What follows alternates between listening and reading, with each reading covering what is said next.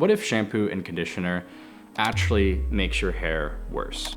And the idea that we need these products to have healthy, good-looking hair is actually not true. So what if you could save hundreds of dollars every year by not buying these products and actually have better-looking, healthier hair without them? And to top it all off, improve your overall health by not being exposed to unnecessary toxins, chemicals, and synthetic ingredients.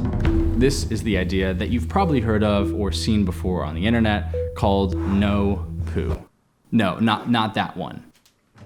That one, yes. No shampoo. There are thousands of people, including myself, that stopped using conventional hair care products, and despite what the mainstream belief says, their hair actually improved by not using these products. Not only did their hair look just as good as when they were using shampoo and conditioner, but they actually noticed improvements, things like fuller, softer hair, even sometimes reversing hair loss or extreme dandruff. No Poo method is so far above and beyond all of the other methods that I don't even know why I bothered. The idea behind the No Poo movement is that our scalps naturally produce this thing called sebum, which is an antimicrobial oily substance that actually acts as a conditioner. It protects our hair, keeping it healthy. When you shampoo your hair, especially daily, you actually strip this natural oil from your hair, which causes your scalp and your glands to overcompensate by creating more oil, which leads to this vicious cycle of oily hair that needs to be frequently washed. And this is part of the reason why shampoos and conditioners are as popular as they are, because if you do go without them, even sometimes for weeks, your hair will look really bad. It's only when the scalp and the glands return to a balance of not producing too much oil, once they're used to not being shampooed, that your hair starts to look better. But this can take sometimes like 4 weeks, even 2 months. Now for myself personally, I didn't have any crazy oily hair when I stopped using shampoo and conditioner, so there are some people who don't notice any transition period. But the oil being stripped from our hair is not the only reason to avoid these products. Shampoos and conditioners are very synthetic products filled with a ton of synthetic ingredients and chemicals. And ironically, some of the chemicals found in many shampoos and conditioners have actually been linked to things like hair damage and hair loss, and affecting the endocrine system in our body, which basically means disrupting our hormones and affecting our overall health. And there are certain countries that have noticed this problem, like the EU has banned over 1,300 ingredients from their shampoos, but the US has actually only banned 11, which kind of raises the question of how safe are these safe ingredient shampoos that we're using on a daily basis. And even the natural ones, when you dive into the ingredients they use, even though they're claiming to be healthier, are still filled with a bunch of bullshit chemicals and synthetic ingredients that I would argue, and we have a lot of evidence for, we shouldn't be putting these synthetic chemicals and ingredients anywhere near our body. So this is an example of something that I purchased that was considered natural. It's called California Naturals. I'm not trying to call this brand out, but this is a great example of something that's marketed as like, oh, this is healthier, but still contains a bunch of BS. So if you look on the back, on the ingredients label, it's got a lot of stuff you can't pronounce, but the main things that are in here that I'm kind of worried about, it has sodium hydroxide, which is a skin irritant, synthetic fragrances and perfumes, which is no bueno, benzosalicylate, which is a common allergen, and phenoxyethanol, which is linked to skin irritation as well as potentially nervous system effects. So great example of something that's marketed as better, but still something like this, something you could literally eat and it would actually be good for you, even though it's weird, would be a better solution than this any day. Yet despite all this evidence and more, there are people that are very skeptical about the No Poo movement, claiming that it's not really backed in any real science and we actually do need shampoo and conditioner to have healthy hair. I, of course, very much so disagree. But before we dive more into that, let's go into the history of shampoo. How did these products, shampoo and conditioner, end up as a staple in almost everyone's home? How deep in my scalp does it go? Before the 20th century, most people only washed their hair once a month, sometimes even less. And ancient cultures like the Egyptians, for example, used natural ingredients like citrus juices or oils to soften and clean their hair. Even in the early 1900s in America, people either used homemade soaps or egg yolks to wash their hair. But then in the 1930s, Procter & Gamble created the first synthetic shampoo to ever hit the market, known as Doreen. Procter & Gamble is a company that's still around to this day, and they've introduced many common products to our society. things like Ivory soap, Crisco. They even invented the first synthetic laundry detergent known as Tide. Doreen was Procter & Gamble's entry into hair care products, so they marketed the hell out of this product. It's dream time. They created a radio show called Doreen Time and even had these really well done advertisements that claimed to make people's hair softer, richer, fuller, and people bought into it. But the problem with using shampoos, especially these earlier ones like Doreen, is that they're incredibly harsh and they leave people's hair usually really dry, so this is where conditioner comes in. A guy named Jerry Redding invented the first cream rinse conditioner and actually founded a hair care company still around today known as Redken. Conditioner was the perfect kind of sister product to sell alongside shampoo because it fixed the issue of dryness and left people's hair feeling really soft and shiny. Got a date?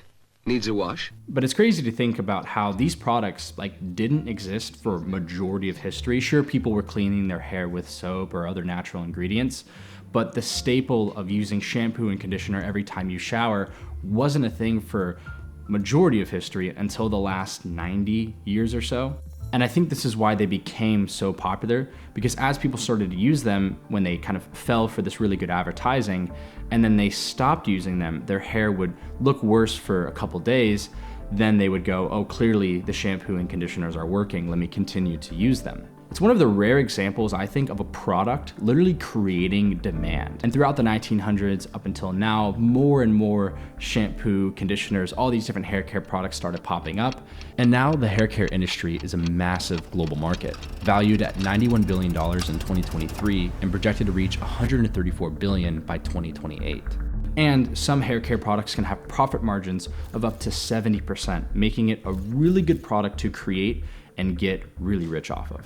Now I'm gonna say something a little controversial. Now I'm not saying that there's this crazy conspiracy theory about the shampoo and conditioner industry, but I personally believe my hair and many other people's hair would actually benefit from not using these products. Our pockets would save some money, our health, our body would be much better in the long term not being exposed to these chemicals. In modern day shampoos, there are things like sulfates, parabens, phthalates, synthetic fragrances, and triclosan. And you've probably seen some natural shampoos claim to be free of some of these things, but many times they're replacing these harmful chemicals with other harmful chemicals. They're just not called those chemicals, you know? Now, like I mentioned in the beginning of this video, there is kind of skepticism around the No Poo movement, claiming that we do need to put things in our hair. Let's talk about this no poo or no shampoo trend. This may seem attractive in theory, but these are not better. First of all, there's no science backing that. So really, you just need to find a shampoo formulated for your scalp. But I don't think, even if they're right, the solution is synthetic chemicals. What if you could eat your shampoo? So one of the things I did when I stopped using shampoo and conditioner is I actually decided to make my own natural version, I guess you could say. This isn't very scientific, but it has worked for my hair. And it's funny because the ingredients are kind of weird. All right, so that's half a papaya, I believe 5 eggs. I usually go more eggs, and just a touch of lime. You don't want too much lime because it is acidic, just a little bit.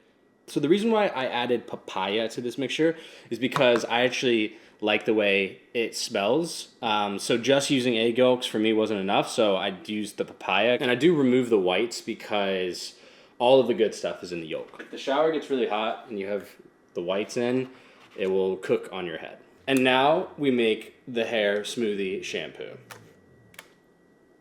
What? Oh yeah, look at this. Are you kidding me? Look at that. You wouldn't think twice about trying it. And yeah, look at that good stuff. Look at that. It's got like almost a conditioner texture to it, and people have been using egg yolks in the hair for a really long time. So, highly recommend it. All right, Alex, what are your thoughts on the hair smoothie? It smells good. Yeah, give that a taste. It tastes good. And you've seen me use this before in my hair. Yes. What are your thoughts? I've also seen it in the shower. Yeah. It's pretty much equivalent to when you use shampoo and conditioner. So like basically the same. It's the same. Yeah. I was surprised. I've actually never tried the hair smoothie, and I was actually surprised by how good it tastes. Which is, I mean, it's something, you know. So you could make this as a drink if you want it to be weird like that. But I use it in my hair. The reason why I quit using shampoo and conditioner is mainly because of the toxins and chemicals. I just am someone that personally doesn't see the need to expose myself to unnecessary synthetic ingredients if I don't have to. And considering there's this whole movement of people not using shampoo and reporting better benefits, I was like, perfect, you know? Sounds great, win-win. I had a few friends that were using egg yolks in their hair, which sounded crazy and kind of nasty, but I decided to give it a shot, and I actually noticed immediate improvements in my hair. My hair felt really soft, and even though it was kind of weird, you know, like to do something like that, I was sold the second I did it. And as far as improvements of my hair, I do believe that my hair looks just overall better.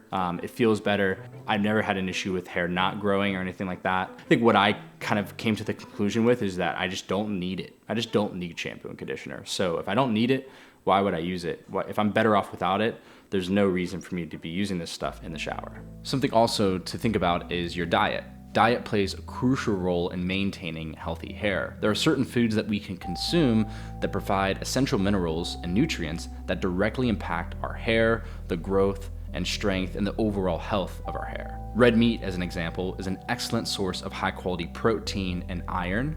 Protein is the building block of hair, and iron helps red blood cells carry oxygen to hair follicles. And things like vitamin D also play a crucial role. A 2020 study that included 109 people found that those with hair loss had significantly lower blood levels of vitamin D than people without hair loss. Now, I tried to find as much scientific evidence as I could to support the No Poo movement. And I will say, there's not very much. There's a lot of science around the chemicals that are in certain shampoos and how bad they are for our hair and our health. But as far as actual studies done on people going no poo versus shampoo, I don't think it's ever been done. I couldn't find any studies ever conducted in that manner. And it kind of makes sense. I mean, no poo is free. Who would pay for someone to do a study like this? But people like to nitpick the evidence and say there is none, when I would argue there is a ton. It's just mainly anecdotal. You know, just a guy on YouTube making videos saying his hair is improved from not using it, but that is something. When you have thousands of people who stopped using these products and reported back better hair, not to mention saving money, not to mention no chemicals, like that's something you have to take into consideration as a form of science. Now, if you don't want to join the No Poo movement and get rid of shampoo and conditioner, I completely understand. One of the things you can do to kind of, you know, do the middle ground is use shampoo a lot less. Conditioner still isn't great, but it doesn't strip your hair of that natural oil as much as shampoo does. So, you know, maybe try to reduce the amount of shampoo that you use in the beginning. And then if you really want to get crazy, you know, you could go all out and ditch everything entirely. There isn't a lot of natural shampoo and conditioners I would recommend. There really isn't any. So, you know, you kind of have to get creative there on other alternatives that you can use. You can either make homemade stuff like I did, or you can find maybe some oils or do some research as far as some alternatives that you can use rather than shampoo and conditioner. Now, if you do decide to ditch the shampoo and conditioner completely, here's some things to think about and some things to be prepared for. It can take anywhere from 4 weeks to 3 months for your hair to start looking good. And I know this might deter a lot of people, but once you get past that, you know, your hair, generally speaking, should look good. Now, personally myself, and I've heard other stories, there's no transition period.